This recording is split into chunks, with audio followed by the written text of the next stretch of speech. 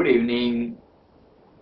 Mind गुरु India की तरफ से संजीव मलिक एक बार फिर कुछ पेरेंटिंग टिप्स के साथ।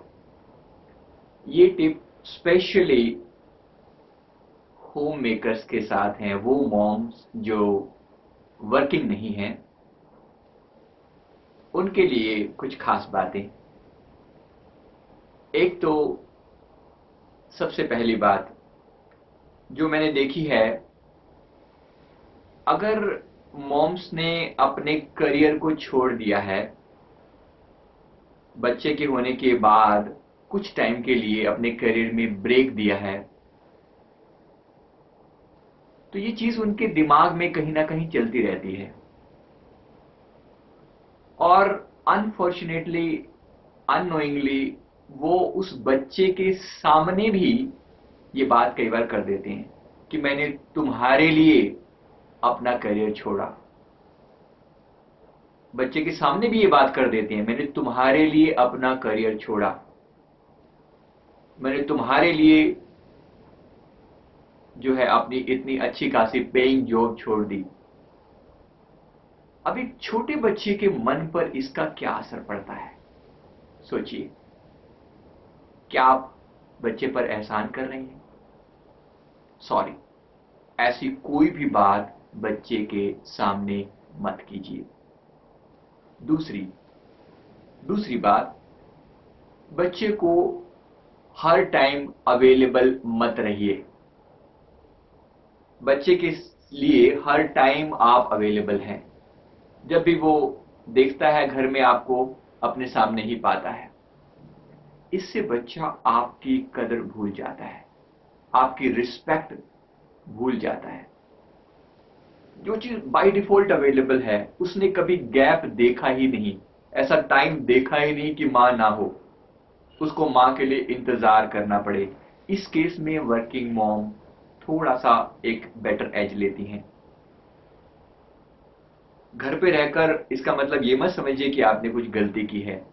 ऐसा अपने माइंड से पूरी तरह से ये चीज निकाल दीजिए। अब आपने अगर चूज किया है, अपने बच्चे के लिए सेक्रीफाइस किया है, ये आपने अपने प्यार की वजह से किया है, न कि बच्चे के लिए। ध्यान देना, आप बच्चे से प्यार करते हैं, मजबूरी किसकी है? आपकी। इसलिए उस चीज को स्वीकार कीजिए और बच्चे का को कि हर तरीके से उसकी पर्सनैलिटी डेवलप हो सके, ऐसी आप कोशिश कीजिए। बच्चे को हर टाइम कोई ना कोई ऐसी एक्टिविटी देते रहें जिससे उसकी ग्रोथ होती रहे। जैसे मैंने क्रिएटिविटी वाले वीडियो में अलग से समझाया है कि बच्चे के क्रिएटिव माइंड को कैसे डेवलप करें। एक दूसरे वीडियो में जो कि लीडरशिप स्किल्स पर है, बच्चे के अंदर लीडरशिप स्किल्स कैसे डेवलप करें, उसमें ऐसी ऐसी एक्टिविटीज की बात की है जिससे बच्चे में लीडरशिप स्किल्स डेवलप हों। ऐसी और भी बहुत सारी चीजें हैं जिसमें आप बच्चे को एंगेज रख सकते हैं। जैसे मैंने एक और वीडियो है जिसमें सोशल एक्टिविटीज के बारे में बताया है कि बच्चे को सोशली एक्टिव रखने के लिए, साथ ही स्पिरिचुअली एक्टिव रखने के लिए आप उसको कुछ ऐसा फीड दे सकते हैं, उसको कुछ ऐसी एक्टिविटी करवा सकते हैं जिससे बच्चा इन चीजों में भी ग्रोथ करे। क्योंकि ह्यूमन माइंड जब तक पूरी तरह अपनी पूरे ब्लॉसम में पूरा खिल नहीं जाता, इस बच्चा जो अपना पोटेंशियल लेकर आया है, जब तक ये पूरी तरह खिल नहीं जाता, तब तक एक मां को भी चैन नहीं आना चाहिए। तो इसके लिए लगातार आपको प्रयास करना पड़ेगा। अभी जो मैं बात कर रहा था कि बच्चे के लिए पूरी तरह हर टाइम 24/7 अवेलेबल मत रहिए, नहीं तो आपकी वो कदर भूल जाएगा। तो क्या करें? अपना कोई भी और क्रिएटिव काम में अपना टाइम लगाएं, किसी क्रिएटिव काम में, टीवी के सामने नहीं। बच्चा जानता है अच्छे से, टीवी के सामने बैठी है मॉम, फ्री है। अगर मॉम कोई बुक लेकर बैठी है, मॉम अगर कोई स्पेसिफिक सॉन्ग में अगर उसकी हॉबी है, अगर पेंटिंग में हॉबी है, कोई और हॉबी है, जहां पर भी जो भी उसके जो भी उसको सूट करता हो, यानी कोई ऐसा क्रिएटिव काम अगर मॉम कर रही है तो बच्चा ये बात अच्छे से जानता है। एक तो ये कि बच्चा भी वो काम धीरे धीरे सीख जाएगा, क्योंकि वो मॉम के साथ बच्चे के पास भी आ रहा है।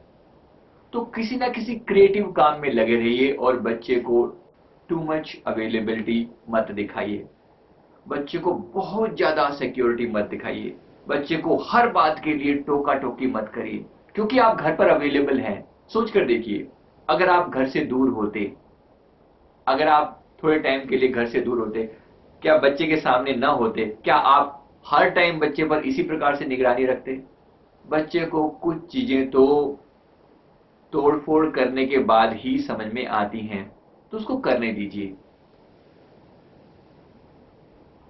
और साथ में एक और चीज, अगर आपको लगता है कि बच्चा आपकी बात नहीं सुन रहा, जो कि बहुत कॉमन सवाल होता है, मेरी तो सुनता ही नहीं है, स्पेशली जो हर टाइम जो मॉम्स बच्चे के लिए अवेलेबल हैं उनकी वो नहीं सुनता, बी वेरी केयरफुल। अगर हर टाइम आप अवेलेबल हैं और आपकी नहीं सुन रहा, तो थोड़ी देर के लिए गैप दीजिए, बच्चे को अपने आप से दूर रखिए, दूर रहने दीजिए। पार्क में लेकर बैठा सकते हैं, don't be too much concern, यानी उसकी सिक्योरिटी के लिए बहुत ज्यादा टाइट थिंकिंग की जरूरत नहीं है कि मेरी आंखों के सामने ही रहे मेरा बच्चा, बहुत जरूरी है। हाँ, बहुत जरूरी है सिक्योरिटी के पॉइंट ऑफ व्यू से, but at the same time बच्चे के लिए गैप भी बहुत जरूरी है, वरना आप हमेशा अवेलेबल रहेंगे तो आपकी कदर नहीं करेगा। कभी कभी मेरा स्पेशल रिक्वेस्ट है कि साल में 2 या 3 बार किसी ऑर्फनेज में जरूर लेकर जाइए बच्चे को, किसी अनाथालय में लेकर जाइए, और बच्चे को ये फील करने दीजिए कि वो बच्चे जिनकी माँ बाप नहीं होते वो कैसे पलते हैं। बच्चे को किसी ऑर्फनेज में जाकर ये बात समझ में आती है, जिन्होंने माँ बाप को खो दिया है वो बच्चे कैसे होते हैं, कैसे उनका पालन पोषण होता है, कैसे उनको बेसिक चीजों के लिए स्ट्रगल करना पड़ता है। बच्चे को वहां बात अच्छे से समझ में आ जाती है। ये गैप जरूरी है कदर करवाने के लिए। तो मेरा ख्याल है मैंने अपनी बात कन्वे कर दी है। अगर आपको बात समझ में आई हो, पसंद आए, तो लाइक करना और सब्सक्राइब करना मत भूलिए। साथ ही ऐसी और भी अगर आपकी कोई क्वेरी हैं तो आप मुझे दिए गए मेल एड्रेस पर आप मुझे भेज सकते हैं। आपका रिप्लाई जो है वीडियो की टर्म में या फोन के द्वारा या ईमेल के द्वारा आपको दिया जाएगा। और ऐसे वीडियोस के लिए और मटेरियल के लिए आप मेरी साइट www.mindguruindia.com पर जाकर देख सकते हैं। Thank you very much. Thank you.